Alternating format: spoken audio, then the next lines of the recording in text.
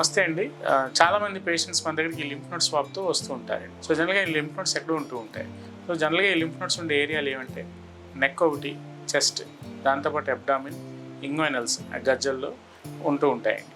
So, జనరల్‌గా ఈ lymph nodes యొక్క చేసే పనితీరు ఏంటంటే లింఫాటిక్ సిస్టమ్ ఏదైతే మన బాడీలో ఇమ్యూనిటీ ఉంటుందో ఆ ఇమ్యూన్ సిస్టమ్ని రీస్టెబిలైజ్ చేస్తూ ఉంటాయి. అంటే ఆ ఇమ్యూన్ సిస్టమ్ని అంటే ఏదైనా ఇన్ఫెక్షన్స్ మన బాడీలో బయట నుంచి మన బాడీలోకి రానియకుండా ఈ లింఫాటిక్ సిస్టమ్ ప్రొటెక్ట్ చేస్తూ ఉంటుంది.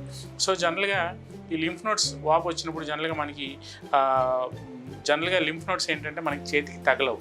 జనరల్‌గా ఎక్కడైనా సరే మనకి చేతికి తగలటం కానీ లేదంటే ఆ వాపులాగా కనిపించడం కానీ నార్మల్ ఇండివిజువల్స్లో అయితే జరగదండి, ఉండదు కూడా.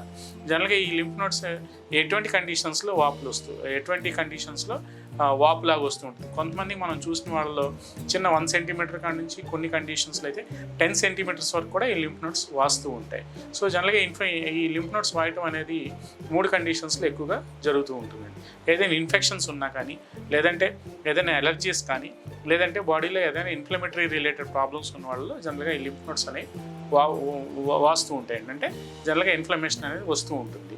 అలాగే ఈ 3 కండిషన్సే కాకుండా కొంతమందిలో క్యాన్సర్స్తో బాధపడుతున్న వాళ్ళు కానీ, లేదంటే ఏదైనా లింఫోమా లాంటి కండిషన్స్తో బాధపడుతున్న వాళ్ళు కానీ, లేదంటే అక్యూట్ మ్యాలిగ్నెన్సీస్తో బాధపడుతున్న వాళ్ళు కానీ ఈ లింఫ్ నోడ్స్ అనేవి వాస్తూ ఉంటాయి. సో, జనరల్గా మనం ఫస్ట్ అండ్ ఫార్మోస్ట్ థింగ్ చూసుకోవాల్సింది ఏంటంటే అసలు ఎందుకు వాస్తున్నాయి ఈ లింఫ్ నోడ్స్ రావడానికి గల ముఖ్య కారణం ఏంటి?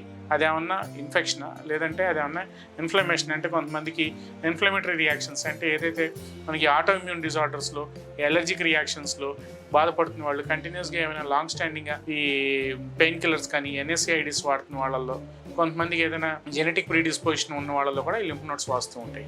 సో, ఏ కండిషన్లో ముందు ఈ లింఫ్ నోడ్ వాపు వస్తుందో చూసుకుని తద్వారా మనం ట్రీట్మెంట్ ప్రోటోకాల్లో ముందుకెళ్తే ఈ లింఫ్ నోడ్స్ వాపుని చాలా వరకు తగ్గించుకోవచ్చని ఈ వీడియో ద్వారా నేను చెప్పదలుచుకున్నాను.